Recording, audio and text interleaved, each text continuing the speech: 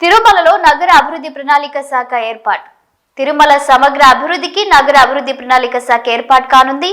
ఈ మేరకు TTD EO J Shyamalarao మాట్లాడుతూ సీఎం చంద్రబాబు ఆవిష్కరించిన విజన్ 2047 కు అనుగుణంగా తిరుమల విజన్ 2047 ప్రణాళికలో భాగంగా శాఖను ఏర్పాటు చేయడంతో పాటు కన్సల్టెన్సీ సంస్థల నుంచి ప్రతిపాదనలు ఆహ్వానించామని తెలిపారు. అలాగే తిరుమలలో వసతి వాహనాల రద్దీ నియంత్రణ కోసం అలిపిరిలో బేస్ క్యాంప్ ఏర్పాటు చేస్తామన్నారు.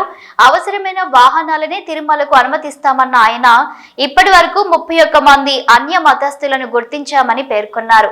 వీరిని ఇతర శాఖలకు బదిలీ చేస్తామని లేదా వ్యారెస్ ఇప్పిస్తామని చెప్పారు. అలాగే తిరుమలలో దాతలు నిర్మించిన 45 అతిథి గృహాలకు పేర్లను మార్చి ఆధ్యాత్మిక ధార్మిక పేర్లను పెడతామని వెల్లడించారు. ఓం నమో వెంకటేశాయ.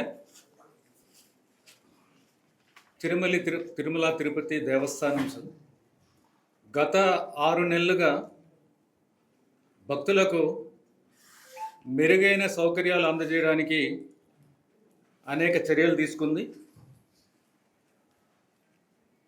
గౌరవ ముఖ్యమంత్రి గారి ఆదేశాల మేరకు సాధారణ భక్తుల మీద ఎక్కువగా ఫోకస్ పెట్టడం జరిగింది.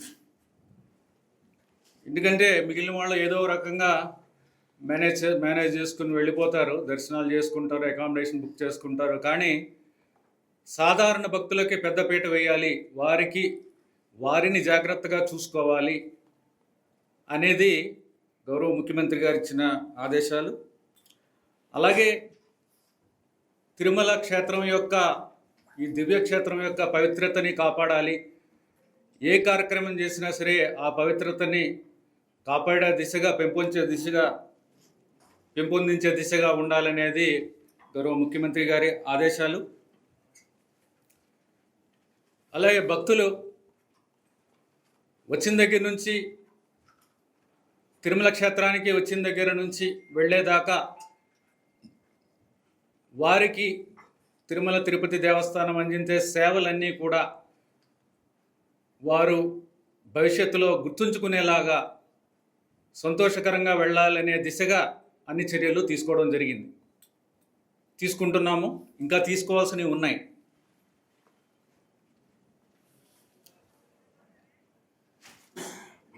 దర్శనానికి ముందు కాంప్లెక్స్లో ఉన్న క్యూ లైన్లో ఉన్న వైకుంఠం కాంప్లెక్స్లో ఉన్న అక్కడ అన్నప్రసాదాలు ఇచ్చే దగ్గర నుంచి దర్శనం తర్వాత అన్నప్రసాదం మాతృశ్రీ తరిగొండ వెంగమాంబ అన్నప్రసాదం కాంప్లెక్స్లో అక్కడ ఇచ్చే అన్నప్రసాదాలు, అలాగే లడ్డూ ప్రసాదాలు యొక్క నాణ్యత, ఇవన్నీ కూడా చాలా బాగా పెంచడం జరిగింది. అలాగే ఏ కార్యక్రమం నిర్వహించినా సరే టీటీడీ అదంతా కూడా హై క్వాలిటీ ఉండాలి, మంచి నాణ్యతతో ఉండాలి,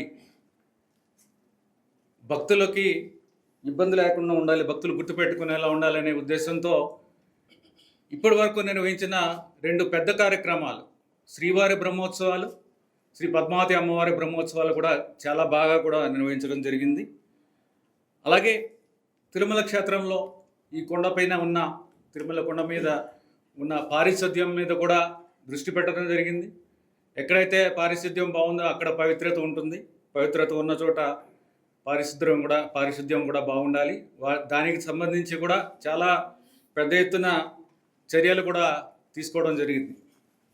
అలాగే క్యూ లైన్స్ మేనేజ్మెంట్ కూడా విజిలెన్స్ విభాగము, టీటీడీ సిబ్బంది కూడా ఒక మంచి కోఆర్డినేషన్తో చేయడం, భక్తులకు ఇబ్బంది లేకుండా చర్యలు తీసుకోవడం కూడా జరిగింది. క్యూ లైన్ మేనేజ్మెంట్ కూడా చాలా బాగా ఇంప్రూవ్ అయ్యింది.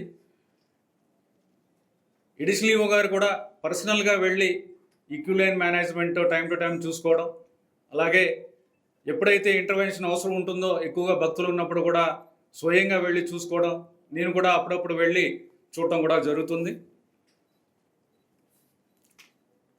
మొత్తం మీద గత 6 నెలలుగా టీటీడీ మంచి సౌకర్యాలు ఇవ్వడం, భక్తులకి మంచి సౌకర్యాలు ఇవ్వగలుగుతున్నామంటే ఇది టీటీడీ సిబ్బంది అంతా కూడా బాగా చేయడం.